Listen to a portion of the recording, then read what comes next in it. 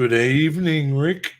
Good evening, Jace. How are we? Good, mate. Good. Welcome to Justice League Chapter Breakdown number 5, Rick.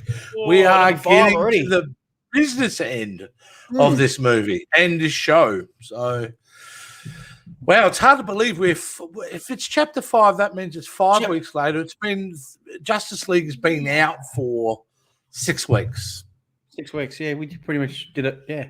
Yeah, 6 weeks. So, wow. It's an interesting thing. I thought before we would start this episode, we would just revisit and have a look what the consensus is of Zack Snyder's Justice League 6 weeks into the film being released. What are people saying?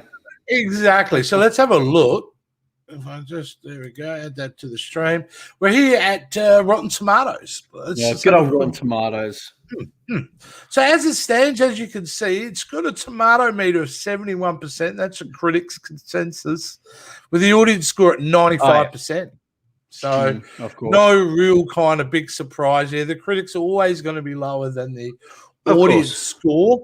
I think that's a bit low, to be honest with you. I was a bit surprised to see it that low with the critics. But let's scroll down to the bottom of the page to see some of them what they had to say.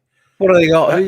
Here we go. These are the splats, meaning they don't like it. Here we go. It's overly long and there's not enough connective tissue. Wow. I think it's boring, coherently boring. As with any project where the director has no checks or balances, there are problems. And this one here, it's a bad film full of CGI shenanigans.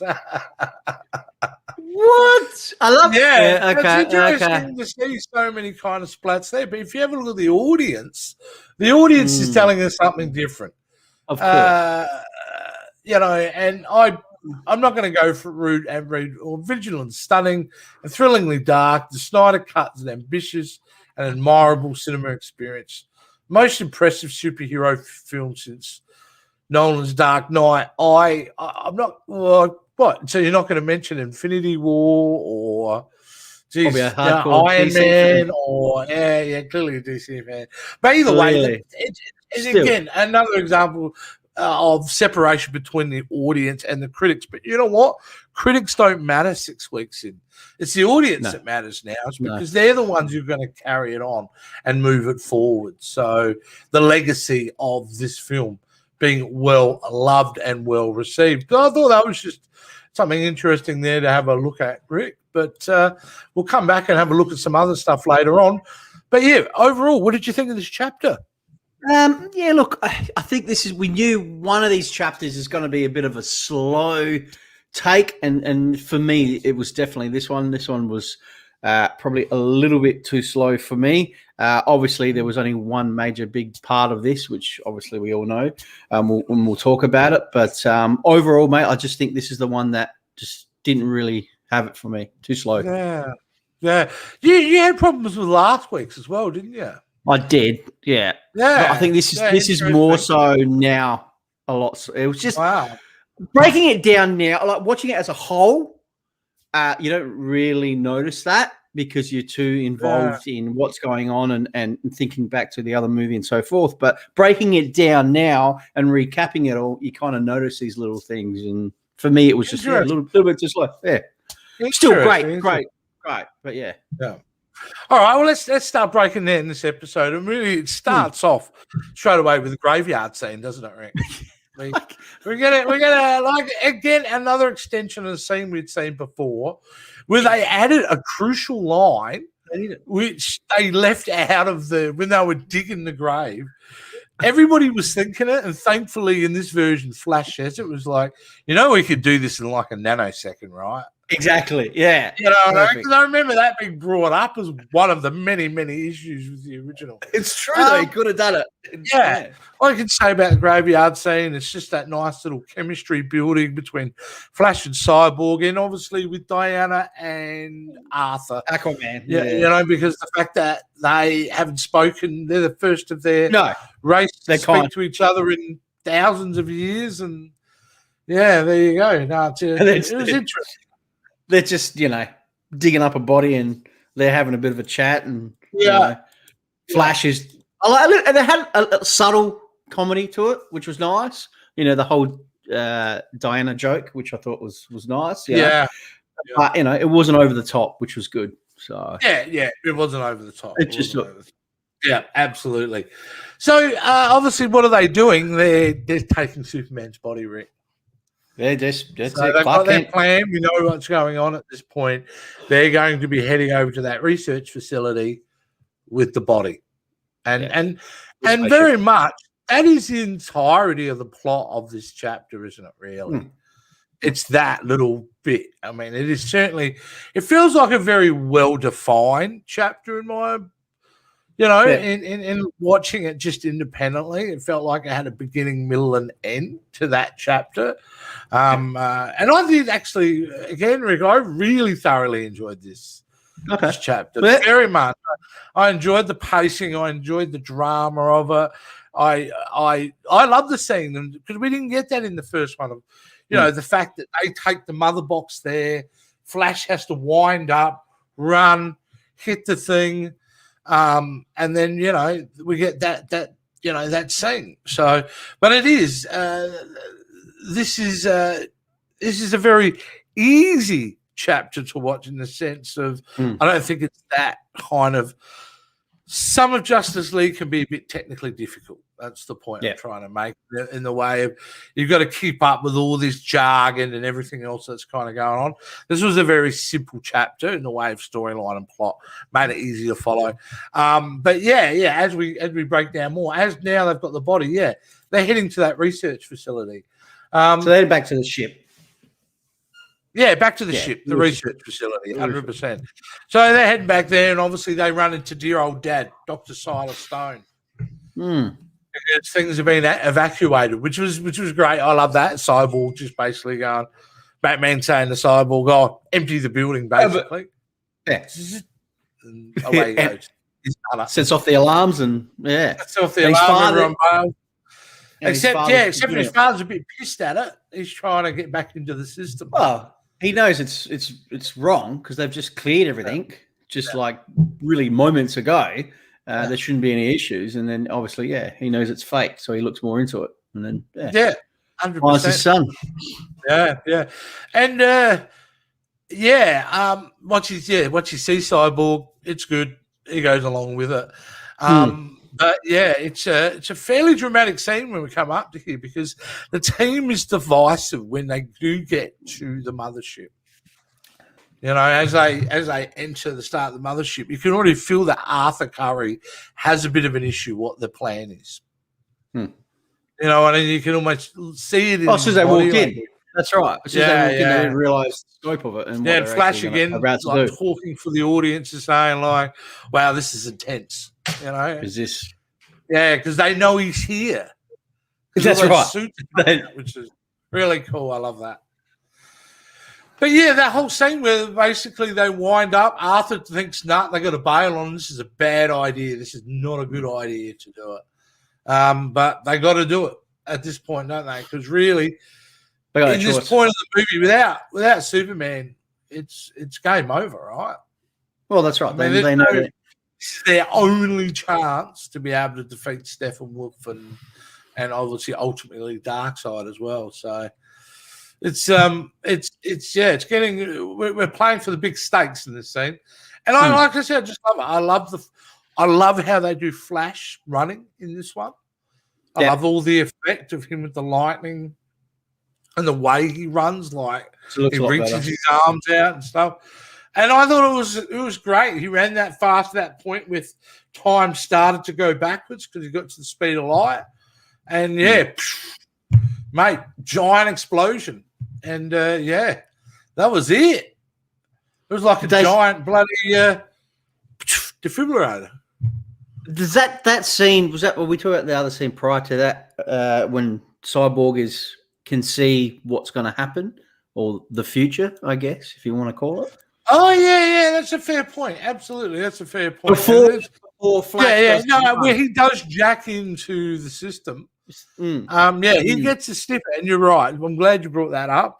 He gets to see a vision, just like Batman has, and And in the fact, he gets to see a vision of what's going to happen. So we get to see that destruction, and ultimately what a really cool bit was seeing Superman fly along with Batman's head.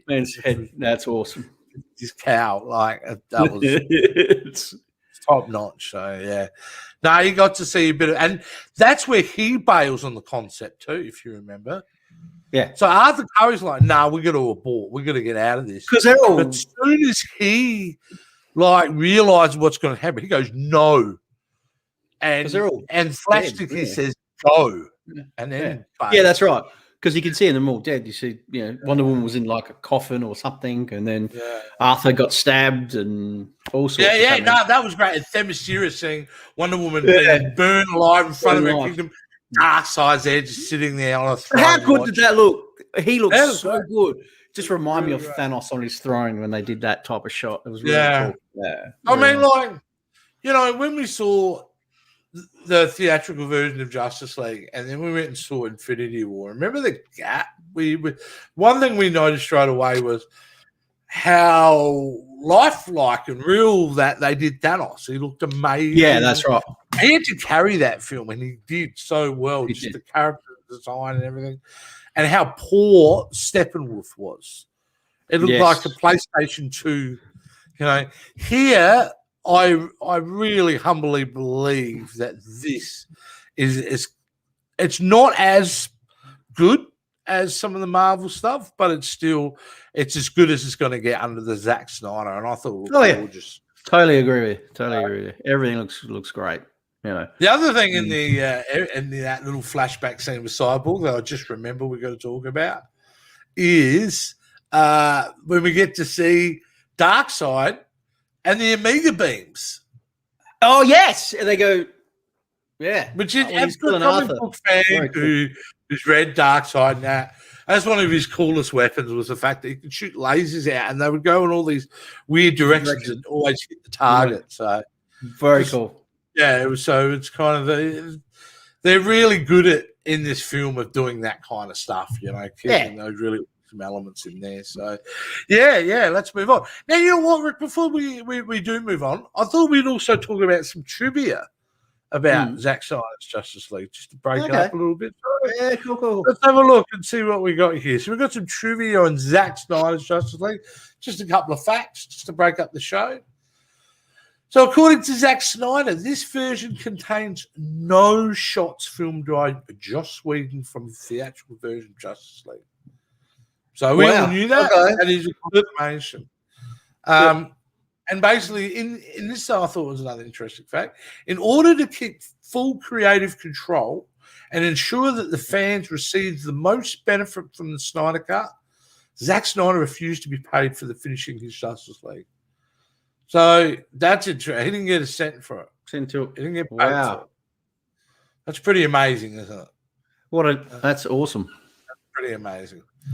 And obviously, the film's dedicated to the memory of Zack Snyder's daughter, Awesome Snyder. Yeah. Her death is the reason Snyder stepped down from production of Justice League. So that was the official line. That's what happened. But we obviously there are reports of studio meddling and that, which made it hard for Zack anyway. So, but yeah. So no, and there's some more here we'll talk about some next week. There's some interesting facts about it, isn't there? That's interesting to know. Yeah. Okay, there's Here's one more I think that's probably also telling as well is Victor Stone was originally described as heart of the movie by Zack Snyder, which we've clearly seen so far, correct? Yeah. Oh, yeah, 100%. But Joss Whedon controversially cut most of his storyline for the theatrical version. Yeah, but the plot is restored. And I think that is really the movie is Cyborg without... it actually makes sense. He's a far better character. It actually makes sense why the first version's so choppy and doesn't work. It's because they got rid of all Cyborg stuff. Yeah. That's right. It's just, it makes total sense. Yeah. But there you go. Wow. And here's one more before we get out of it is, according to Zack Snyder, despite the film's cliffhanger ending, there won't be a sequel to elaborate the events until Warner Brothers and or A&T decides otherwise. So, do you think that can happen, Rick? Before we get back out of it into the, I don't think it deserves to. I think it just keep it as it is. Yeah, right. You don't want them to do Justice League 2? Look, I don't think there's any partial. I don't think. I think they should. Because he's given away all the plot details anyway. We all know what the story's about. Well, that's right. Focus on some of the other movies. Definitely, they've got plenty of other characters they can. Yeah, that's it. Move on. But yeah. So we're at the point now where Superman basically has been revived, and we go straight to the park scene where we've seen Lois with the coffee and all that type of thing. But now where she sees she's walking out of the coffee shop and she sees him in the air. You can tell she's kind of freaked instantly. Well, she had that massive noise and then you just see he's flying in the air. Yeah. And he makes a beeline straight to the monument, the destroyed monument from BVS. So he's basically there at the site and obviously he doesn't. Yeah, he doesn't know what he is, who he is, why he went there. He could see, Yeah, and then four of them show up, don't they? Four of them line up. We've got Aquaman lining up with Wonder Woman, Flash, Cyborg, Stripe, and he sees them, which was a dumb move in the beginning. Let's face it. Why line up like that? You already look like a threat. So I don't know why they did that, but it starts off one of the really cool action scenes of the movie.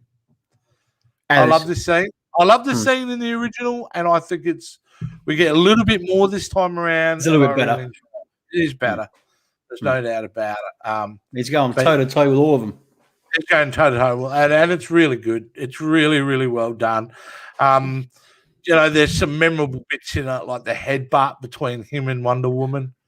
She's really the only one that he goes up, bang, and then bang. Yeah. Obviously, the main bit flash moment. The Flash running around. He turns his eye. That's great. You're quick, but I'm quicker. It's like, yeah. And overall, I thought it was great. Probably wasn't that long, is it? It's not a long chapter. A scene. But it's different contextually, remember now, because in the original Justice League, Batman referred to having a secret weapon a couple of times. Yeah, which was Lois. But in this version, it's different. Yeah. This version is just Lois is there because she goes and visits and she saw him in the air. So, so it's different contextually because Batman's getting nailed at that point. I mean, he's like seconds away from being basically melted. And she turns up, obviously, and chills everything out. Basically, she bails, he bails with it. And then that's the end. We see Superman gone. Heroes. Yeah. Yeah. Now, Rick, I don't know if I've missed the scene. I think this scene's afterwards, the following scene where we then get the arrival of, because it happens just after this, doesn't it? When it becomes the arrival of, when we're going back, Steppenwolf. Because he's after the mother box. Now that we had Superman with the go, the mother box. Oh, yeah, because the mother box. So when. In the car park. Yeah, because Superman flew out, the mother box fell on the car. So his father grabs it, runs back. Yeah. Runs so back, while they get away, Steppenwolf obviously is chasing him down. And basically got him, dead to rights. But he's got himself in that little room attached to a little laser thing. Cyborg tries to get in the way. And sees his father kill himself, really. Sacrifices himself. Yeah, and that's what, he sacrifices himself just so he could put a marker on the box. On the box because he's injected so much heat into it. It's basically like a nuclear reactor, so they'll be able to and Cyborg can track it. Yeah, 100%. So pretty kind of powerful scene. See the death of his father and all that. Kind of thing. Right in front of him, just that's it. Yeah. But, by then, Steppenwolf's now got the third box. Yeah. He didn't really care. So they've tried to release Superman. He's done a runner. He's out of the picture. That hasn't worked out. At that point, it hasn't worked out the way they would have hoped. Steppenwolf's now got the third mother box. Their back's against the wall at this point. By the end of this chapter, Rick, they're in a lot of trouble. They're 100% in a lot of trouble. And it's really, at the end of the day, it's do or die. This is the turning point in the film. If you were look at this in a normal kind of film structure, this is probably a late second act, but this is the turning point. After this, it's the comeback point. It should be, rallying together and all that. And we know what's to come. We know massive scene to come. Massive scene. The last scene, but but that's it. The chapter went like that for me. That's why I thought it was well paced. I thought it was enjoyable. But that's it. That's basically it in a nutshell. Yeah, I don't think we missed anything. I think it was all pretty much. That one little scene with Lois when she was pulled that her pass out, I think it was, or something, and she could see the pregnancy test there, and there was a bit of that moment, but that was pretty much it. And then she was going off to her day. Yeah, but so whether or not alluded that is she pregnant with his baby? Who knows? I don't know. Well, you have to think of the timeline. I don't know how long. I mean, that's interesting. It's just because they emphasised on that. Maybe I'm reading too much into it. Well, it's just because they emphasised it pretty heavily when she opened that drawer. You could kind of. I'm just going to have a check. When does Justice League take place? How long after? Let's have a look. How many years go by? Well, personally, I think it's a few months. I think it's only a couple of months, 2 or 3 months. I don't think it's a lot. Maybe she was. Yeah. Well, there wasn't a band plotline where at one point Bruce was going to have an affair with Lois, and it could have been their kid. So if you remember, that article came out with that story. So there you go. But there we go. I've honestly really enjoyed the last. Watching every chapter, I've thoroughly enjoyed this, and I cannot wait to watch the whole thing again. And I will after we've watched, we've done, completed the show, because I do really highly regard this movie, and I think this chapter was a strong point amongst all the chapters we've seen so far. No, I agree with you, man. I think it's good actually breaking it down and getting to see it bit by bit, which is really good. And then going back and revisiting. I'm actually going to go watch it after this when we finish the show, and I'm probably going to watch it, the black or the grey version they call it. Check it out and see if that's makes that a little bit different to watch. Look, I just think being able to watch it again, I'm really appreciating performances by Ray Fisher and by all of them, actually. Even Ben Affleck, I really love his version of Batman here. And I think Gal Gadot is balanced correctly. I don't think she's I like her as much as I did in this as I did in Wonder Woman. Although I did not like 84 Wonder Woman 84 at all. So but certainly, and Ezra Miller is great. I mean, everybody's really. They've toned him down. Even like Aquaman, he's not as the jokes are there, but down, which is good. Well, they've kept his character fairly serious and angry. Yeah, that's how he should have been. Well, I thought he was a bit more of a jokester in the other version. The Josh. They just got to keep it. It's such a great. Like we've discussed, it is a masterpiece. Definitely, it's such great to get to be able to watch that version and then appreciate what it is. Trying to put this whole thing to bed because they're releasing or they're advertising now the Zack Snyder trilogy. They're calling it now, where you get a bundle of Man of Steel, the Ultimate Edition of Batman v Superman, and the Snyder Cut of Justice League. because that's Warner Brothers saying, like, we're done. We've done it now. They're wanting this. They're really wanting this one to come out and then wanting this one to be big. So because that way, if they get away with this one, they can move on and not worry about. Everyone will forget about Affleck's Batman. Yeah, very true. Well, there you go. There you go, Rick. Well, and next Monday night will be the final episode in this series of breaking down, where we're going to do the chapter 6 plus the epilogue. Yeah. So which is great. Lots of nuggets. More endings than Lord of the Rings. So like lots of stuff to talk about there. But certainly we'll do chapter 6 and the episode. It'll be maybe a little bit of a longer show next week for our final one, and that'll be fantastic. So remember to join us. Also, remember to join us for another final show coming up this Friday, which is The Falcon and the Winter Soldier. Wow. Where we've been doing our live after shows. And how good is that show? It's like, I know we're going into Marvel territory, but oh my God, how quick has it gone? It's been so enjoyable. 2 shows down. So enjoyable, mate. I can't believe it. That's it. Season finale next week.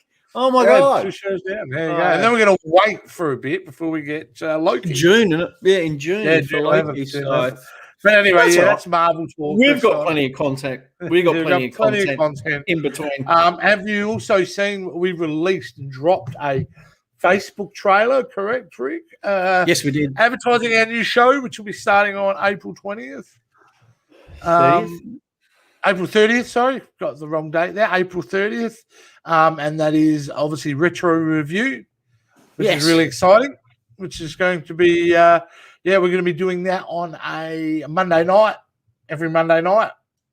Was that right? Is that how it worked out? Or was it a Friday night? So I dropped the trailer. So we dropped the trailer on the Thursday, the day before, and then on the Friday, we'll discuss. Now that we're live, we should probably think that was probably a bad idea, because now I'm thinking of it.